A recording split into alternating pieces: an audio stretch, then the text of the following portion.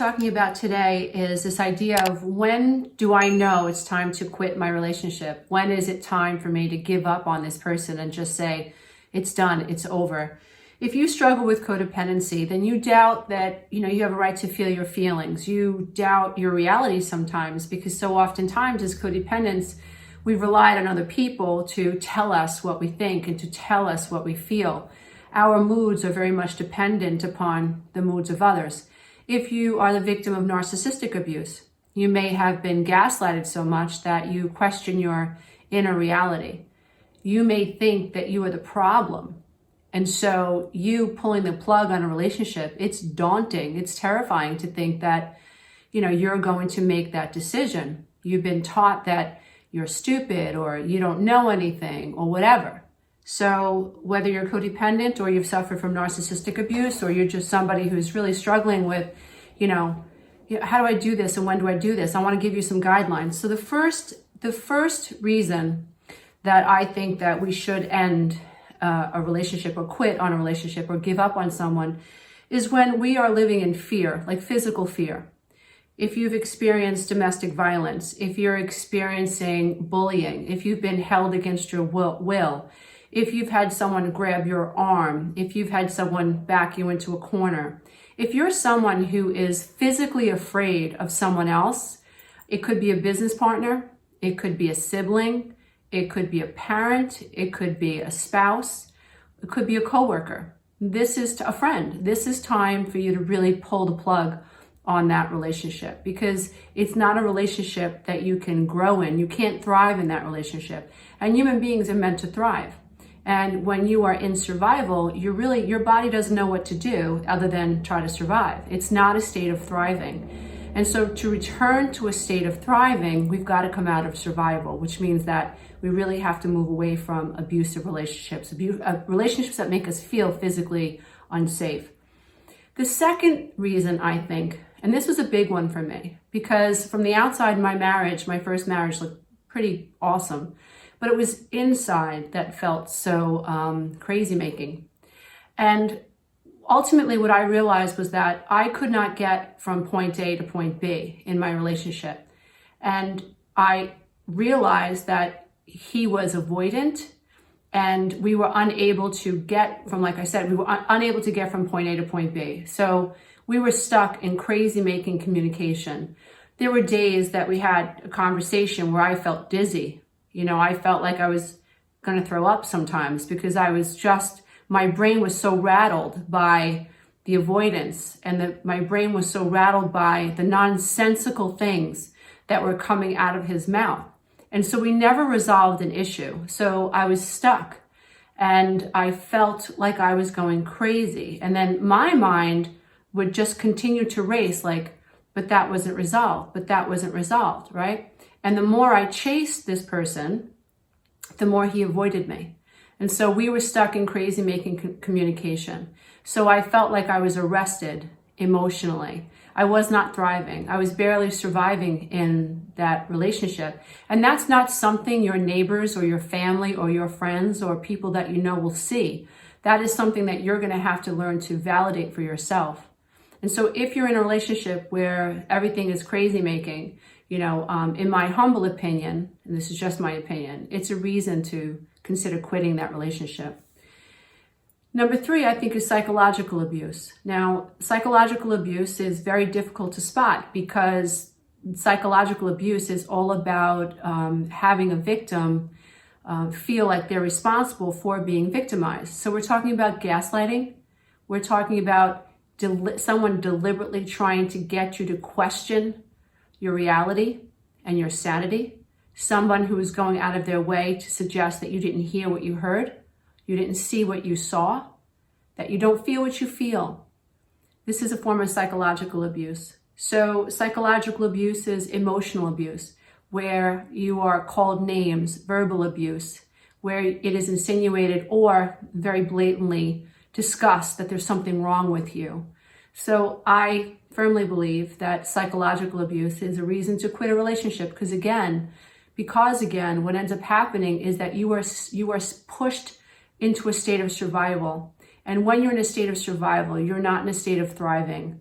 Your blood doesn't shunt to the middle of your body. Actually, your blood is shunted to your extremities. So everything, think about your torso, the energy in your torso is compromised because your brain thinks you're in a state of fight or flight. And so your hormones will become imbalanced. So it's very important that if you feel psychologically threatened, if you're afraid to open your mouth around someone because they're going to berate you, they're going to call you names, they're going to verbally harass you, in my humble opinion, this is a cause to leave the relationship. Pathological lying, number 4. If you're in a relationship with someone who consistently lies to you, then that puts you in a place, that you're on a different planet. When you're married to someone who's a pathological liar, when you love a pathological liar, then you two do not share a common reality. It's like the energy that is your relationship is a moving target. And so nothing can grow when there's pathological lying. Because in order for a relationship to thrive, we have to share a common reality, right? I have to believe that you and I share these ideas. When you tell me who you are, I must believe that this is who you are. When I discover that you've lied to me, then you have destroyed the sanctity of the energy that should be our relationship. And from there, nothing can thrive. So if you're in a relationship with a pathological liar, you can't thrive. Your relationship can't grow. And very oftentimes you end up feeling stuck, which shunts your ability to actually thrive. So number 5 is when you realize you live in a state wishing this person was who you want them to be. So you wake up one day and you realize that you're in a relationship with someone that you just wish they were someone else. So let's say you're involved with a narcissist, for instance. Someone who has cheated on you, someone who consistently lies to you, someone who promises you the world and never comes through. And you wake up one day and you realize that you keep hoping that the next conversation, the next whatever, the next day, the next moment, the next meal, the next time you're alone together, that this person is going to magically morph into your idealized perception of this person. When you realize that you are in a relationship with someone who doesn't exist, you hold on to this relationship, hoping that this person is going to suddenly morph into the person you want them to be. In my humble opinion, that's time to consider quitting the relationship because you're not in reality. And if your feet aren't on the ground, you really can't grow, right? So if you think of a relationship as a garden, right? A garden is on the ground. A garden is soil. And you need to plant seeds into this soil. Well, when you're in love with someone that doesn't exist, there is no ground, there is no soil. And therefore, the energy that exists between you cannot grow. So in my humble opinion, that's time to really reconsider this relationship. When the person you are with insists you must change, this is a huge red flag. So you might be living with someone who's like, you have to do this and you have to do that. And we don't get along because you're this way and you're this way and you're that way. What is happening is you're chasing a moving target. So you're not experiencing love. You're not experiencing connectedness. You're not experiencing safety. Relationships should feel safe. They should feel whole.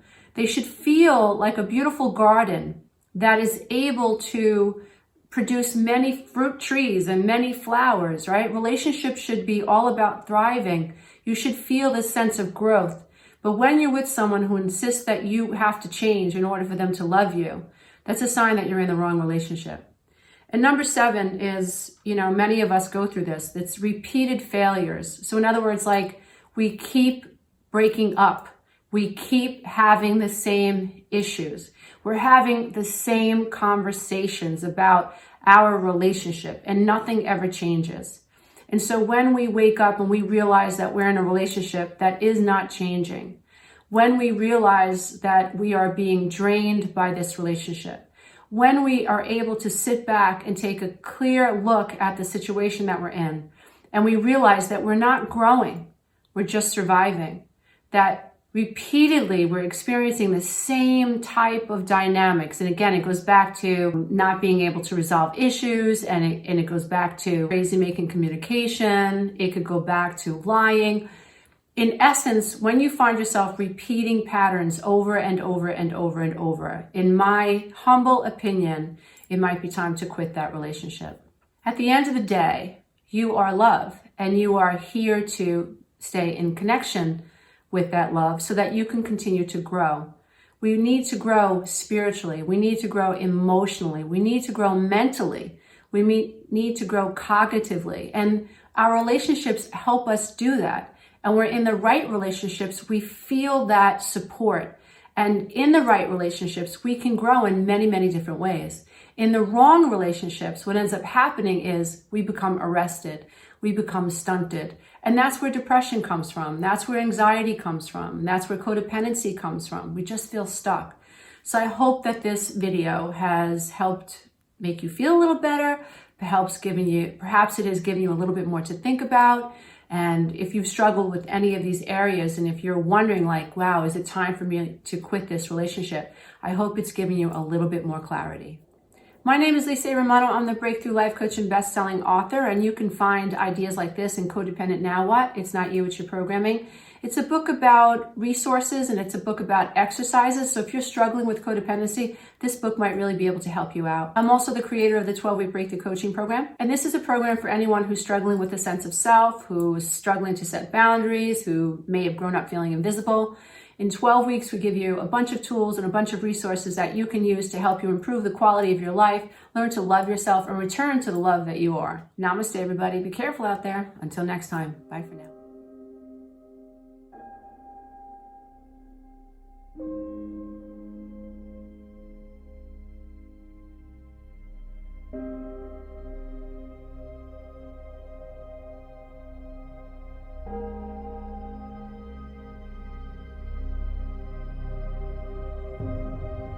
Darkness takes the light. Stars don't shine so bright.